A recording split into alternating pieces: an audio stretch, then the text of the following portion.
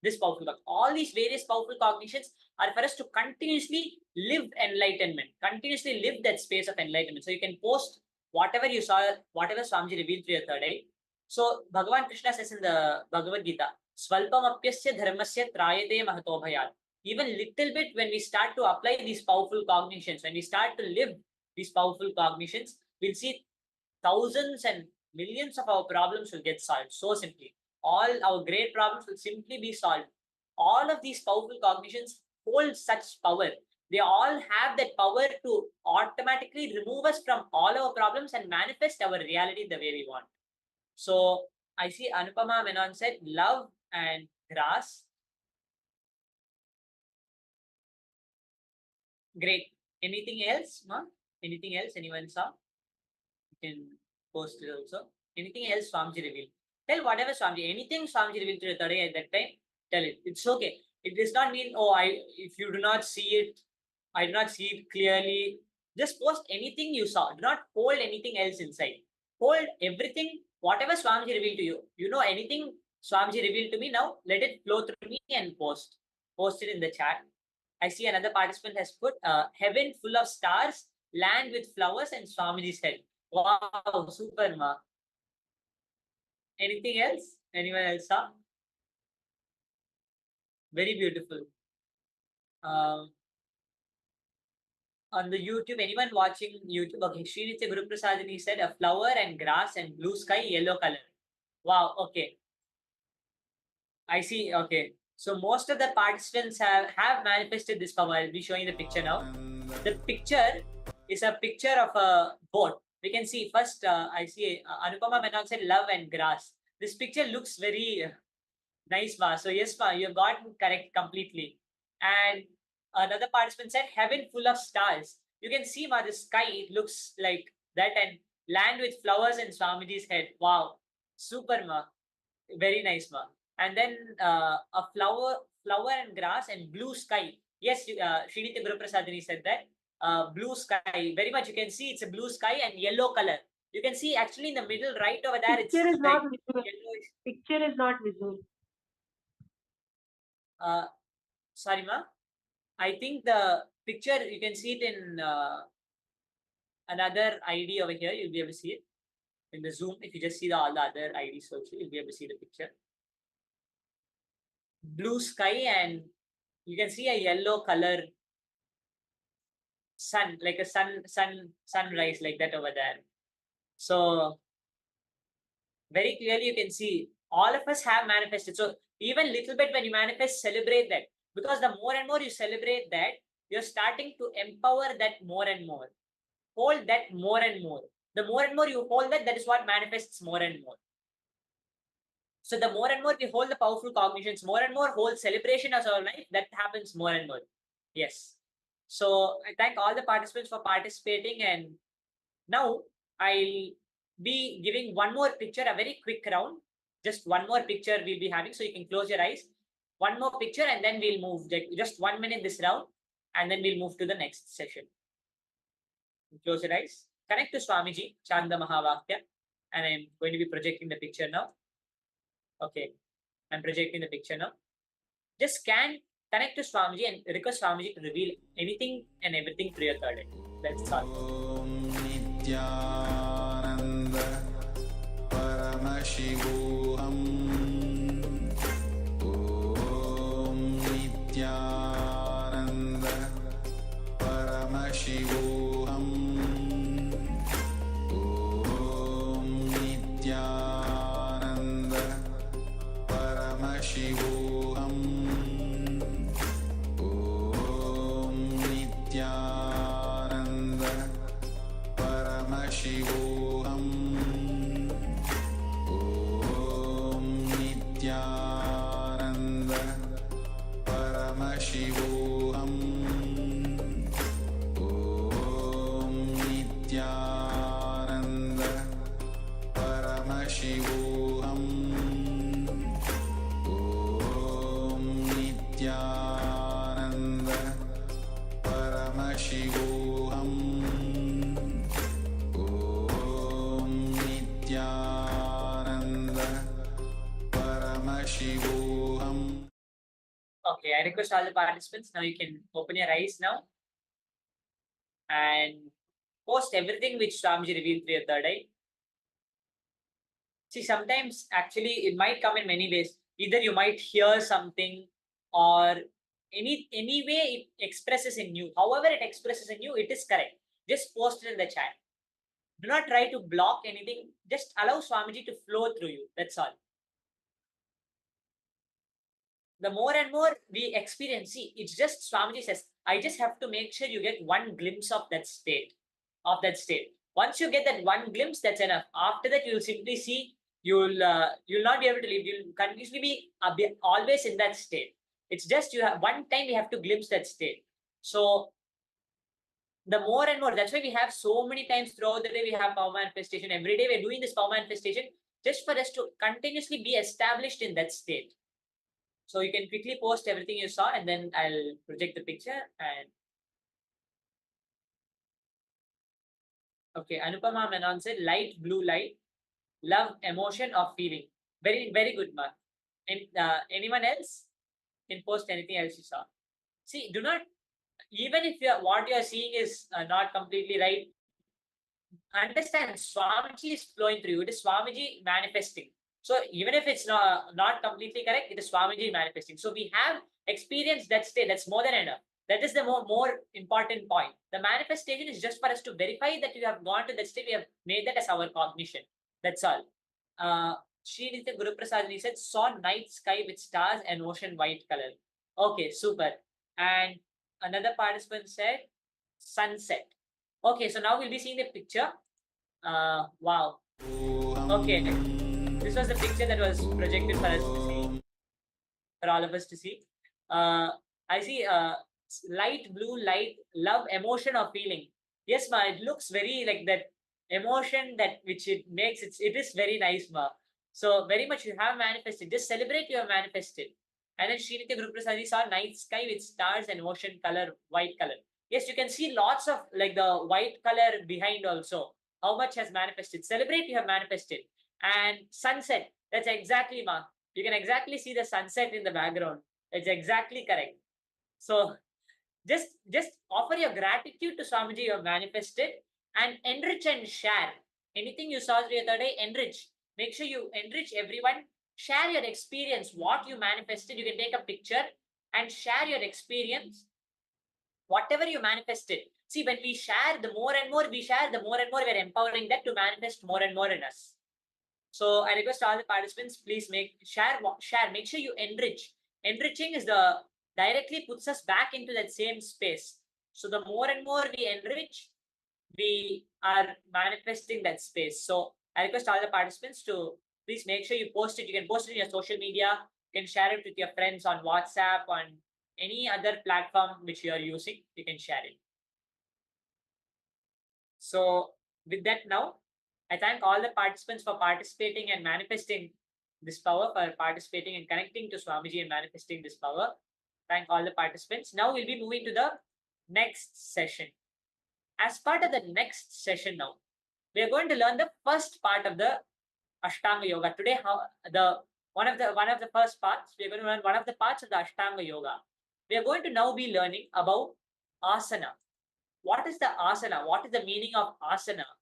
How can asana take us to that space of samadhi? How can asana lead us to that space?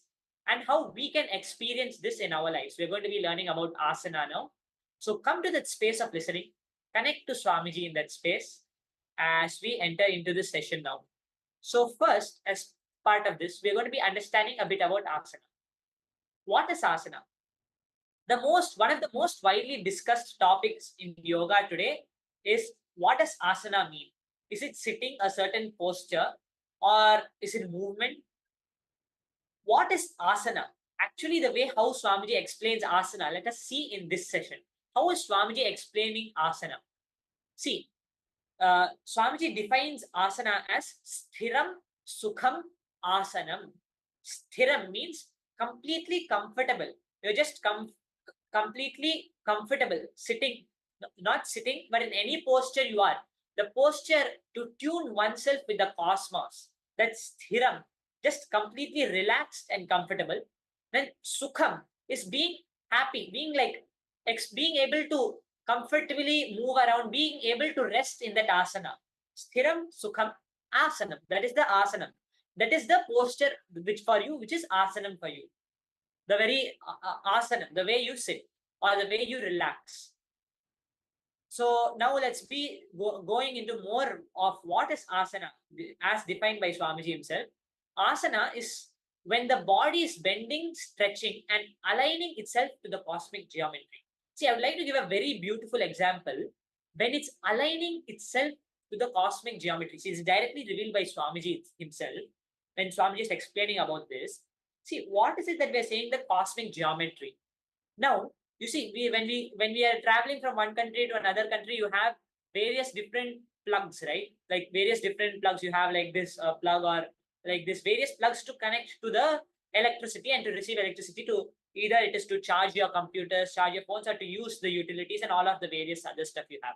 The plugs, the plug to connect to the cosmic field, to connect to the cosmos, to connect to that field of energy, that space, to connect to that space, the plug, the circuit to connect to that space is asana. This is how Swamiji reveals it. The plug to connect. See, now you know, like whether you're doing the Trikonasana. When you do Trikonasana, you're forming a triangle. That is that plug. You're plugging into the cosmic field. You're plugging into that energy field and radiating, expressing that through your body. So in every way, Swamiji is giving us to manifest the powers, manifest the powerful cognitions, manifest that space. So just by doing asana, we can connect to that space. Swamiji is saying the asana with the right context. See, why we have to understand the right context is what you hold inside is going to manifest as your reality. That is what you're going to manifest. So when you hold the right context inside of why you're doing it, you'll simply see it manifests. So asana is that plug. When you connect to that cosmic geometry, that plug to connect, aligning to that cosmic geometry is asana. Now we are all in weird positions continuously. But now when we come and align ourselves to that, we are aligning to the cosmic geometry. We're coming in like the plug, in that plug to plug into the cosmic vibe, to plug into Swamiji, to plug into Swamiji, into the cosmos, into that space. So asana is not a physical posture. It's not a place that the body is in, but a space. That is why it's asana. The body may be in a posture, but you're in that space. That is asana. So very clear understanding. If you have any questions, you can please post it. Very beautiful. The way Swamiji explains it. See, Swamiji explains all the greatest of truths in the most easiest manner for us to understand. He gives it to us in the most easiest manner. We just have to break all of our laziness and boredom and come to that space of listening to be able to understand it. So I request all of you to come into the space of listening now. Like the word, even the word Nididhyasana, for instance, is not a specific way the body is seated in, but it's that space. For instance, when we are radiating excitement, joy, all of that is Nididhyasana. When you're manifesting and living those powerful cognitions is Nididhyasana. That is the asana you are radiating at that time. The most important understanding of asanas is it's not a practice at all. It is a happening. It is not, it takes some time to practice that asana or anything. When you do that, you're aligning to the cosmic geometry. You're automatically plugging in and you're manifesting that reality. So it's not a practice. It's not a practice for us to do. It's a happening, it's a happening through asanas. We do not practice sitting with God. We embody God. We are Paramashiva. Even when doing the power manifestation, it's a very important. I request all the participants to come to that space of listening, please, and listen while we are revealing all of this, because these are such great truths. See, when Swamiji has given us this program completely, Swamiji has given this for free for us. All of these great truths Swamiji has given directly for free. He has opened up to the whole world. These are not just simple truths. These are real. These are real, completely real, which will manifest in our lives when we try to internalize and manifest these powerful cognitions. So please come to that space of listening and really take this completely for the ultimate, for the most. Take how much you're able to do, push yourself to the best. This is the most productive time we are going to be spending in our whole lives. So please make sure you are completely attentive and participating throughout the session. Thank you so much. And Swamiji explains, most people are always in the space of restlessness, which is rajas, or tiredness, tamas. The body needs preparation to enter into the experience of yoga. Yoga, as we understood, is the union. In the introductory session, we understood yoga is the union in the space of oneness. To go to that space of oneness, we have these 8 steps. To go into the space of yoga, to become a yogi, we have these 8 steps. And in these 8 steps, you're going to be breaking all the rajas and tamas. Asana is one of the things which breaks our rajas and tamas, as Swamiji is going to be explaining very beautifully. We're going to be seeing how Swamiji explains. Breaking our rajas and tamas, all the tiredness, boredom, laziness which we have inside our body. It's very important to stop holding that. Swamiji says all the laziness and boredom in our body is the all. Swamiji says laziness is Guru Droha. It is literally the worst things. Laziness is the worst thing we can carry. We should not carry any laziness or any tiredness or any boredom to manifest anything. This is what Swami is always breaking our laziness and our tiredness. See, our laziness and tiredness is the only thing, one of the only things which is stopping us from that space of enlightenment. It's just our laziness to live that truth, live that enlightenment. So it's asana breaks all that laziness and just floods us with so much energy. Asanas allow the body and mind to come to a state of balance and restful awareness, breaking the rajas and tamas and coming to the sattva, the guna of sattva guna, where one can enter easily into the deeper and more subtle dimension of yoga. So there's a very this is a very beautiful way of how Swamiji is explaining asana. Ultimately, see, Swamiji is giving us all the powerful cognitions. Now we have to break our boredom and tiredness and live these powerful cognitions. So to do this, even to do this, Swamiji is revealing us how by having asana, by being in that space continuously, we can break our tiredness and laziness. Swami is going to be explaining in some time in the video which we are going to be seeing.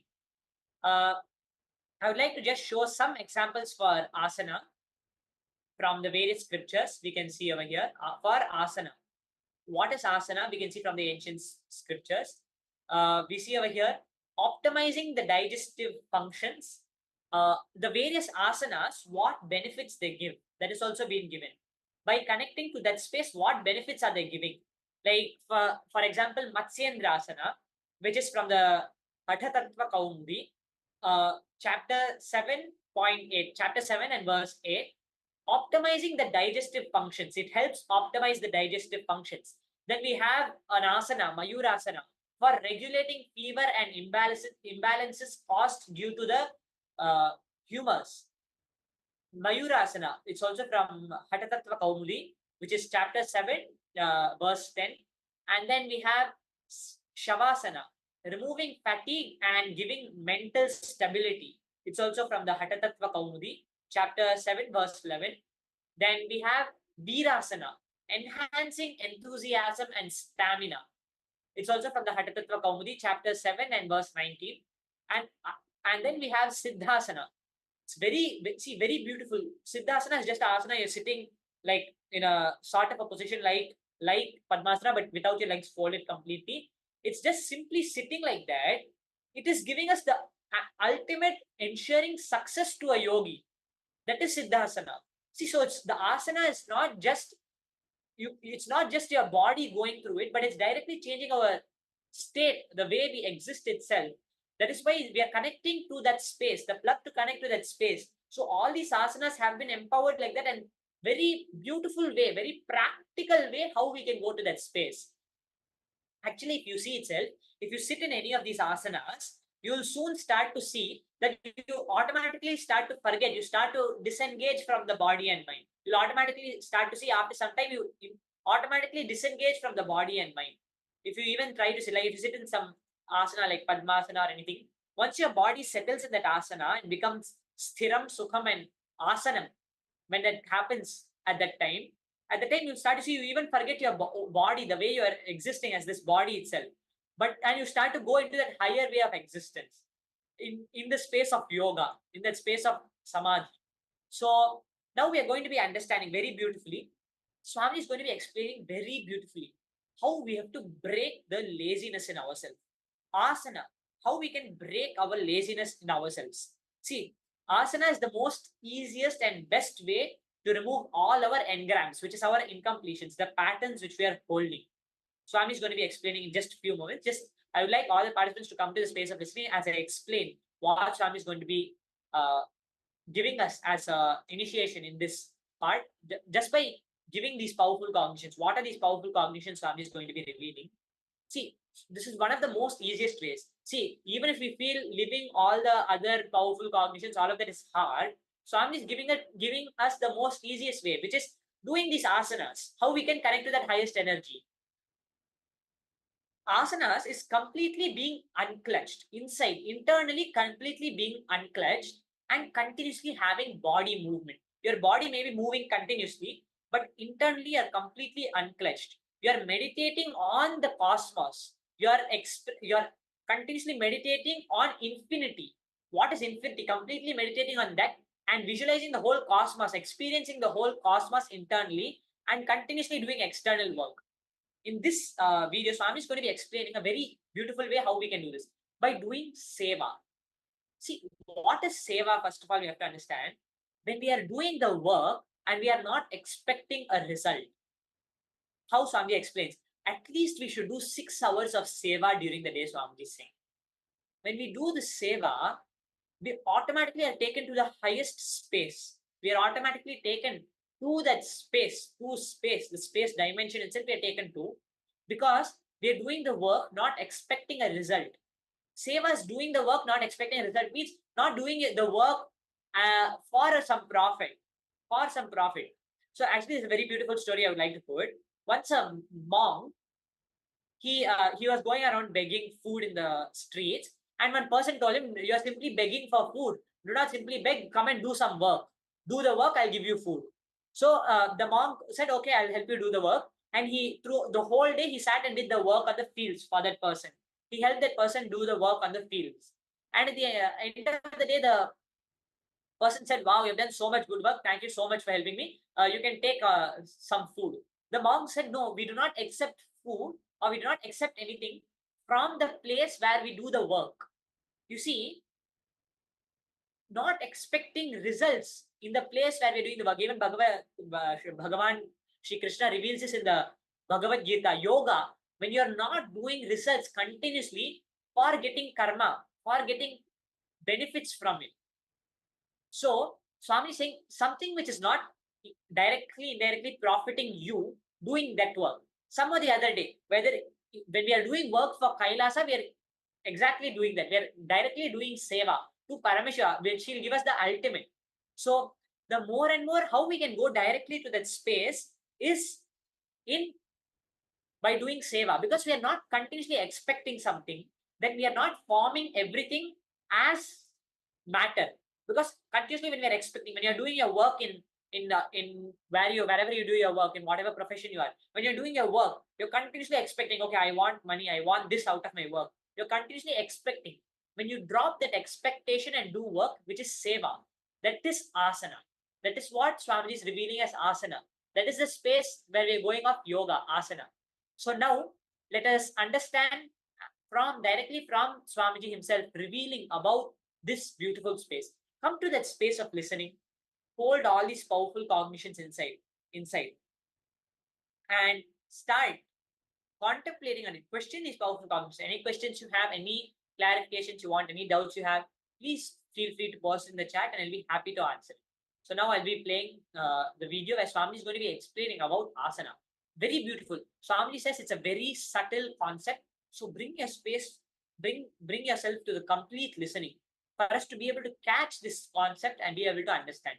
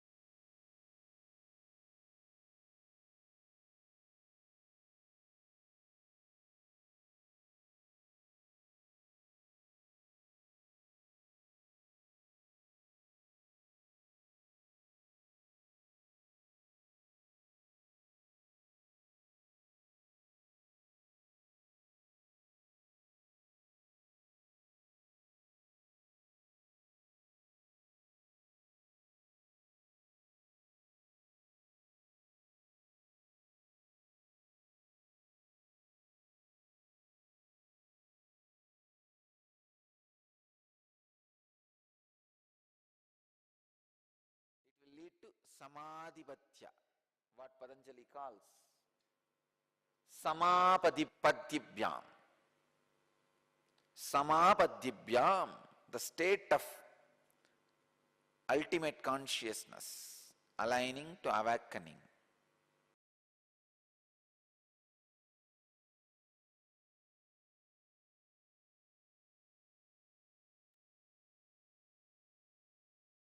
Yes. So we beautifully saw how Swamiji revealed this beautiful truth. What is asana? See, asana continuous activism. That's what Swamiji says. And when we do it in an unclutched way, it is only all when we are clutched, we create the more and more, we are continuously pounding ourselves with the various thoughts which we are having, the various engrams. That is only creating the laziness, tiredness, boredom in us. But when we do it unclutched, in the unclutched way and continuously do work, then we break from that laziness and boredom and tiredness. So unclutching and doing work continuously is what Swamiji is telling. When we do that, we simply be able to see we can manifest the reality in that space. We'll be able to do everything, but in that higher space. See, just by through the small way, very basic, small things which Swamiji is telling us, we can simply see how we can manifest lots of powers and lots of easy way for us to run our life. So I request all the participants now come back to the space of listening as we're going to be entering into the next session. The next session is also a very important session. So I request all the participants to please come to the space of listening now. See, as part of this session, it's going to be a very fun session actually, Mora, for all of us to do. First, I request all the participants now come to the space of listening. First, now pick one asana. Can be any asana you feel, which you would feel comfortable, where your muscles are completely comfortable and relaxed. You're feeling alive, stable, and comfortably stacked. Comfortable, completely in the Sthiram Sukham asana. In that position, you're feeling completely complete in that way. Pick one asana now. Can be any asana. If you feel the asana which you feel is the most comfortable is Shirasasana, means headstand, you can do that. Or if you feel the most comfortable asana is Shivasana, lying down, you can do that. Any asana you feel is the most comfortable for you. I request all the participants, you can take some time to go, 2 minutes to go into that asana. And then I'll be playing the Mahavakya. For some time, we're going to be resting in that asana. Let us rest in that asana for some time.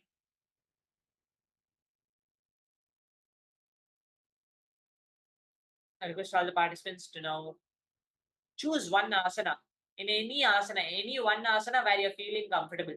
Any one position you're feeling comfortable. In what position you feel comfortable. Rest in that position. If you feel comfortable just resting in Padmasana, you can sit in Padmasana. Or you can, if you feel comfortable just stretching your legs and sitting, you can do that. Any way how you're feeling comfortable.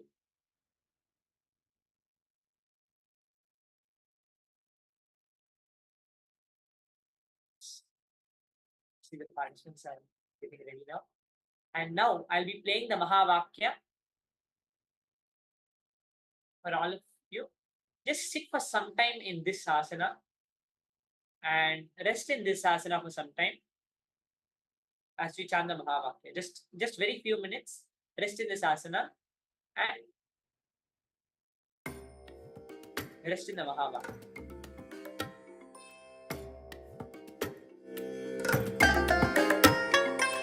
I bless you all.